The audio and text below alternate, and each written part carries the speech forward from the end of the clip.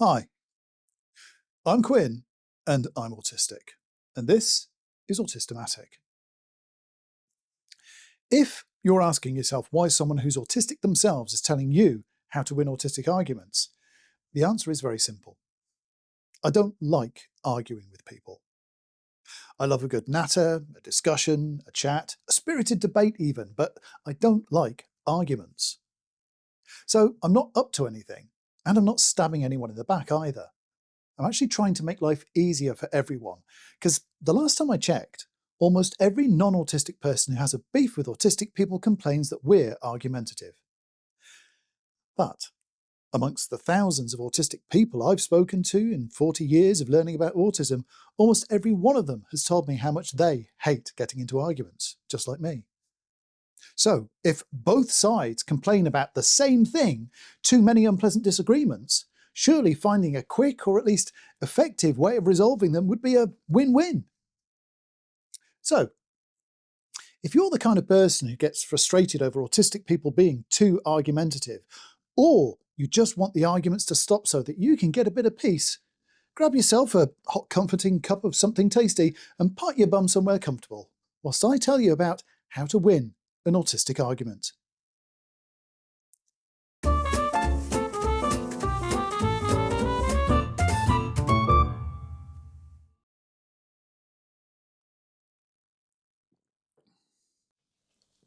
The commonly held idea that autistic people take pleasure in picking arguments is an awkward one to shift, because it's not only one which persists in fiction, it's one which is pretty easy to understand by what we see in our everyday lives.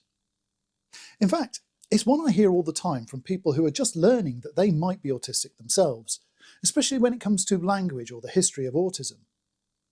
All too often I see a comment or hear directly from someone who's feeling unwelcome and rejected even before they've made their minds up, because from their viewpoint, someone on an autism Facebook group or a comment section on a news item bit their head off or ranted at them for using the wrong word or not knowing which theories are good and which are controversial.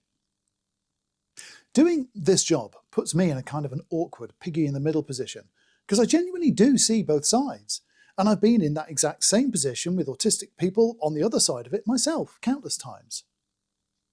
I know why so many of us have to be particular about details and tone, and I know how confusing and occasionally intimidating it can feel from the other side. So, if you continue watching this, don't be surprised if you feel a little called out now and again. But I hope you'll also find something comforting and constructive to make reducing those arguments an achievable goal. Before I go any further, can I just apologise if I look a little bit scruffy today? I've had a bit of a difficult week coming up, and I'm filming a couple of days later than normal. I think it'd be fair to say that this is one of those weeks that feels like the universe is testing me. But I'm here and I'm filming, and I shall get this out on Saturday evening, I certainly hope. But yeah, apologise if I'm a bit dishevelled and maybe not as polished as normal. Everything I write and produce here on Autistic is filtered through the lens of the autistic triad of distinction. It's, if you like, a modern correction and reinterpretation of the long-dead autism triad of impairment that used to inform diagnosis until pretty recently.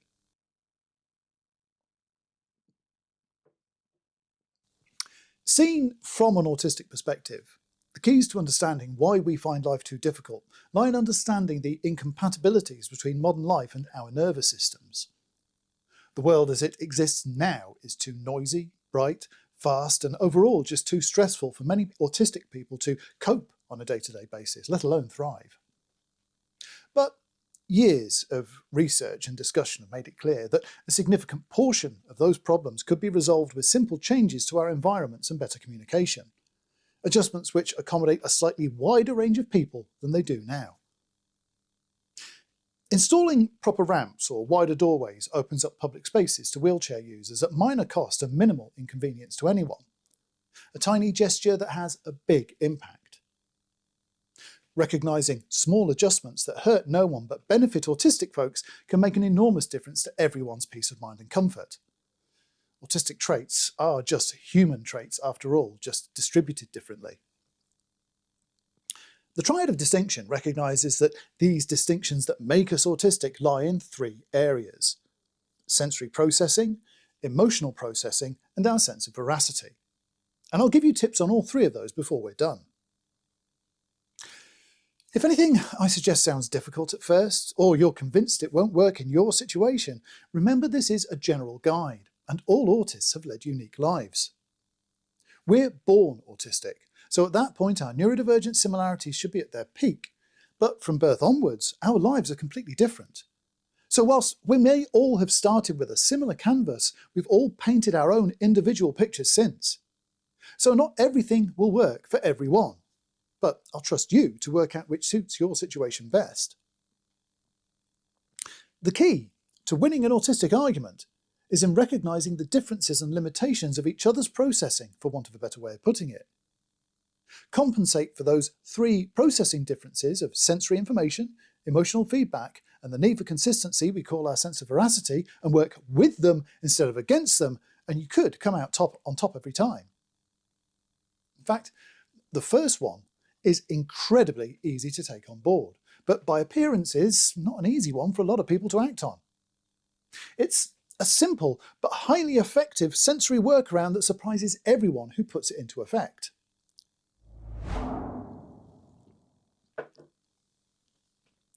Don't shout at us.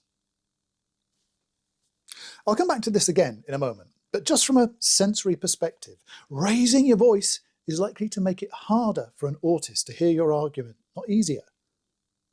Autistic sensory differences can range from a noticeable blip in sensitivity in a narrow band of experience up to wide-ranging differences that might almost be regarded as a separate disability on one hand or a superpower on the other, and all within the same individual.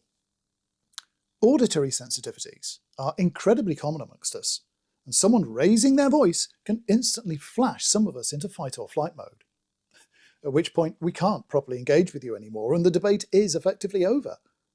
Nothing you get out of us from this point is going to be worth hearing, so you might as well quit. You can achieve the same by speaking really quickly, making wild gestures to distract our eyes, stamping your feet, or adopting unusual... Sorry. Let me try that again. You can achieve the same by speaking really quickly, making wild gestures to distract our eyes, stamping your feet, or adopting an unusual tone of voice, like being slow, deep, and threatening, or shrill and sarcastic. Plenty of us have difficulty making up our minds whether someone's being genuine or taking the mickey, so best not to give that impression if you actually want to keep us on track and settle the point under discussion. If you try not to raise your voice or start talking really fast, then we'll have the best chance of understanding you and keeping focused on you and your point. And try not to use a tone of voice that gives the impression you're trying to intimidate us or undermine us, because that can erect barriers not only in our senses, but in our emotions too. Autistic emotional processing doesn't seem to make a lot of sense to non-autistic folks, and when I try, it can take a lot of explaining and examples to sink in. In fact, if anyone gets it straight away, it's not unusual for them to start thinking about where they stand themselves on the spectrum. But thankfully, most non-autistic folks can at least take on board that those differences exist, even if they can't quite twist their melon into understanding the practical differences they make in the moment. Oh, by the way, if you've got an Amazon Echo device nearby, don't be surprised if it pipes up in a moment.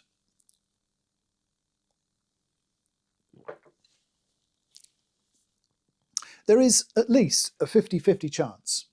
Recent investigations suggest it may be higher, but at least a 50-50 chance that the autistic person you've been arguing with is alexithemic. Bear with me a second while we wait for the Amazon Echo owners to silence their devices, because I'm about to say it again. Alexithemia is a delay in emotional processing that can turn a pretty banal question into a mighty intellectual challenge of the ages. Questions like, "How are you doing?" or "What do you want for dinner?" aren't easy to answer when your feelings are a few seconds behind your mouth. But that delay becomes exceptionally acute when we're put under extreme stress. If our emotions rise past a certain point, they can lose focus or even disappear altogether. If you push too many emotional buttons, or occasionally the wrong kinds of emotional buttons, you won't get me angry, scared, or placatory. I'll become the Terminator, or a Cyberman, HAL 9000, whichever fictional, unemotional, computer-brain menace floats your boat. When you trigger an alexithemic reaction, we can lose some or all of our connection to our emotions in the moment, which puts anyone arguing with us in a rotten position. Emotional arguments can't carry any weight with someone who isn't capable of feeling much at the time. There's a few ways we can work around it, though. The secret is not to push things too far and triggering that alexithymia shut-off valve, so that our emotional engagement stays on track with you. You want us on the same emotional page as you, understanding you, not po-faced and blankly asking you to explain this human phenomenon you call love. Sorry. Perhaps the best way to end an argument with an autist is to tell us what we're feeling or thinking and refuse to believe them when we protest. It won't settle an argument, but it will end it, for now at least. The trick is almost guaranteed to send the argument wildly off on track, and it's a technique lots of people already use when they realise they're losing an argument. If your autist is proving their point a little too well and you can't come up with anything in your defence beyond casting doubt or insisting, but everyone else thinks so, then whip this one out. Tell us what you think is really going on in our minds, what we're thinking, feeling or motivated by, and the argument may well get forgotten as we switch to correcting you over that instead. If you're skillful, or just lucky, you might push us to completely forget what we started out arguing about, or even detonate a full-blown stress event. That's a lot of power in your hands. If all else fails, just pull out the emotional contradiction card and you're safe from a thrashing. Beware its use though, because the argument will not get settled. And if you want to finish it off later, it will be much harder for you. We'll remember what happened last time, and we may not even be willing to engage with you again. If we do, you can be sure we'll be cagey and even more slow to commit to anything you propose, and we'll want to see more proof you know what you're talking about. Proof. That brings us to number 3.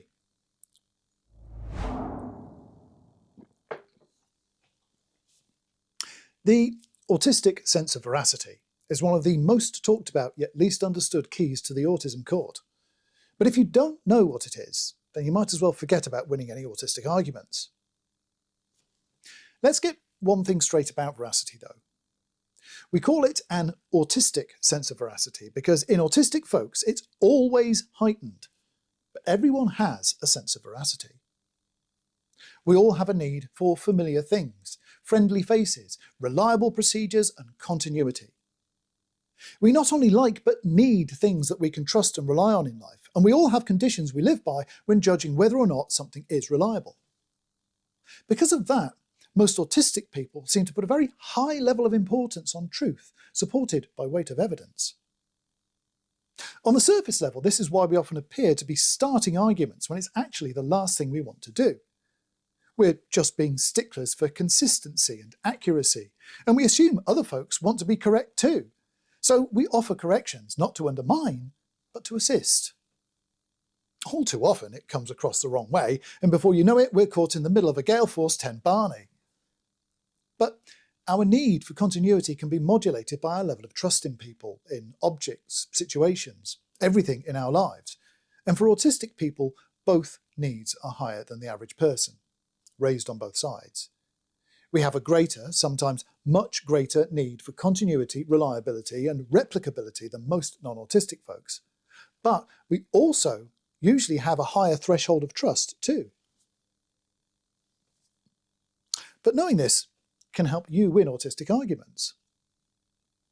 The autistic heightened sense of veracity means it can be hard to earn our trust because we've a higher bar for you to live up to. As children, we're often observed to be perhaps too trusting, but that's because it's in our natures. Those of us who've grown up in supportive and trusting environments often still retain that disarming willingness to trust new people, but it always fades after exposure to the adult world. Letdowns, Hypocrisies and betrayals quickly erode or even demolish our urge to trust, and the older we get, the harder it is to take anyone at face value, to the point that a few of us trust no one. Even if you know your troublesome autist really well, you may still not know how their trust was previously violated or how deep it wounded them. So you may well have a steep hill of consistent, good faith behaviours to scale before we offer you our trust. And you can burst that trust bubble with a single mistake. So tread carefully and sound us out thoroughly before you get too deep in discussion. Preparation is everything, which you know, because you're watching this video, so you can be ready the next time one of us kicks off. Now, this trust you're earning is a double-edged sword, because whilst you can use it to your advantage, it can backfire if it isn't used responsibly.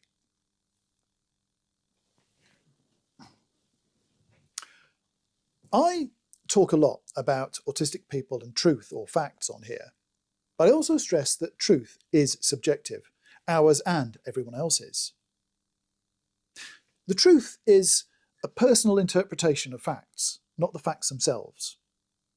The truth is written by the victors, they say, but it's ignorance of facts that turn victors into the vanquished. I've known plenty of autistic folks, myself included, get egg on our faces because we trusted someone a little too much and didn't check their sources. We defended them or their bad information a little longer than we should have and paid the price. When autistic people develop enough trust in someone that it turns to loyalty, we can be ferociously loyal to them, and often at cost to ourselves.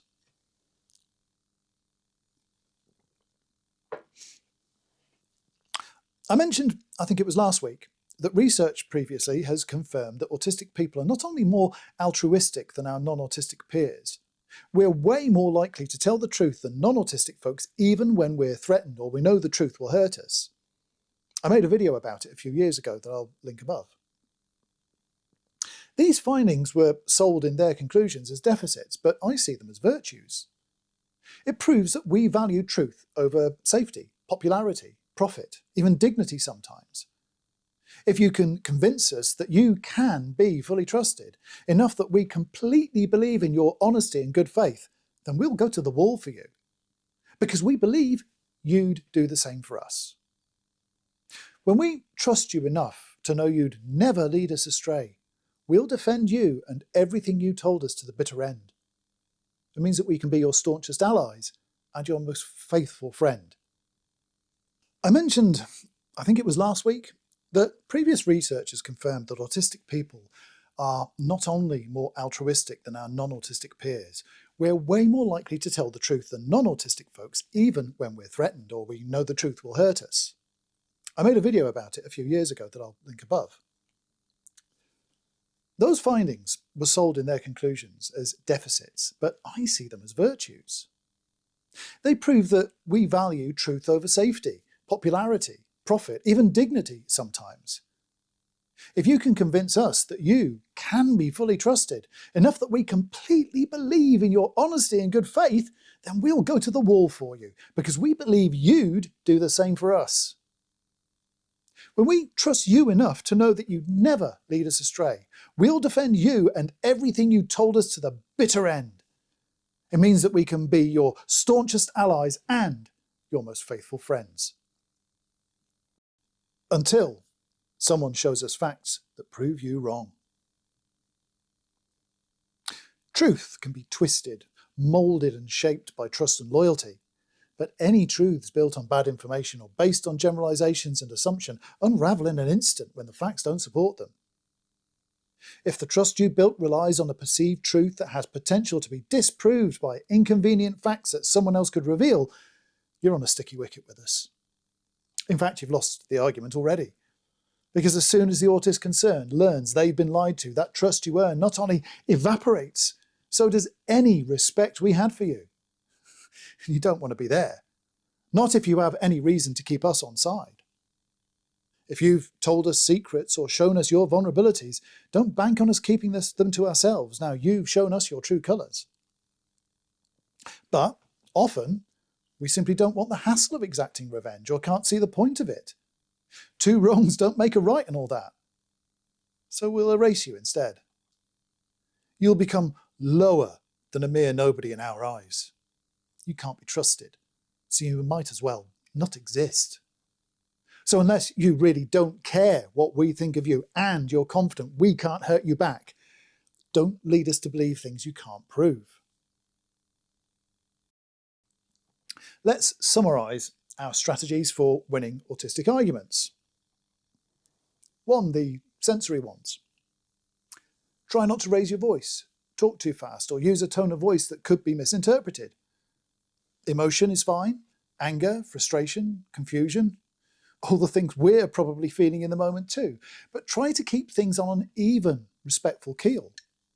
Not so loud or agitated our lizard brain gets a sensory overload and checks us out. If you shout and we flinch, back off. Wait a moment. Apologise if you've got the balls to do it, and try again in a more even tone.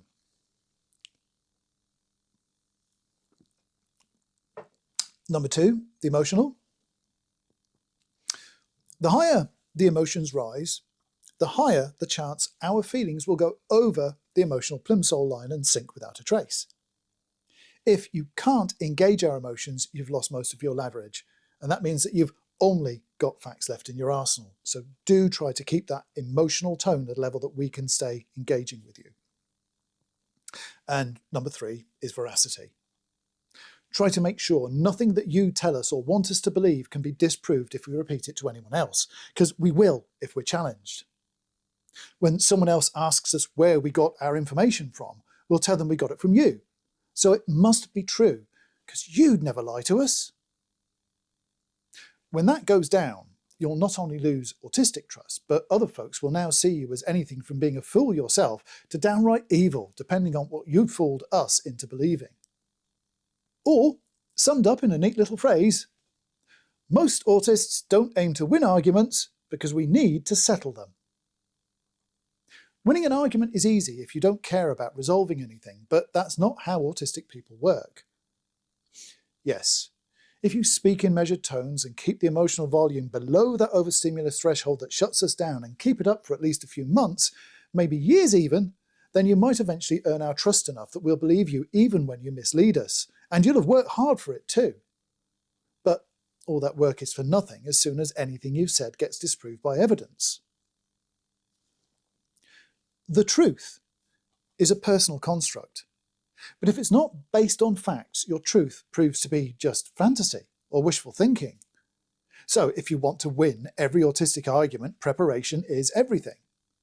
Make sure you can state your case without acting aggressively, without resorting to emotional manipulation, and stick to statements you can support with evidence if you're challenged. But above all, remember you don't win autistic arguments with a loud voice, convincing patter, charm, seniority, or popularity. You win them by being right.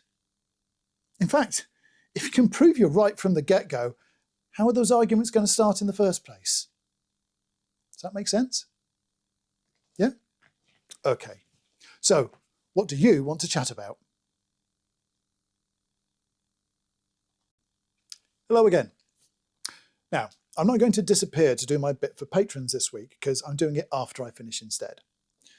This last week has been a hectic one, as I mentioned just now, starting off with having the first infusion of my new arthritis drug a couple of days ago, and that took the whole day, so I lost a whole day's work. That won't start making much of a difference for a few weeks apparently, and I'm probably going to stay being very sore until it does. I have another hospital infusion to go before I start administering at home again, so that's another day that's going to be lost. But I meant what I said just now. What do you want to chat about? In particular, I'd like to find out about those little everyday dilemmas and frustrations that make you shake your head and wonder, why?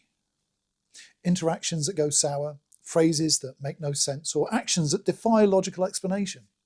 Or maybe there's something about the way you handle things yourself, and you want a better way or a better understanding of how you do it. A couple of weeks ago, a viewer named Stacey asked a fascinating question about what people mean when they tell us our everyday conversation is deep, and I put it to you all.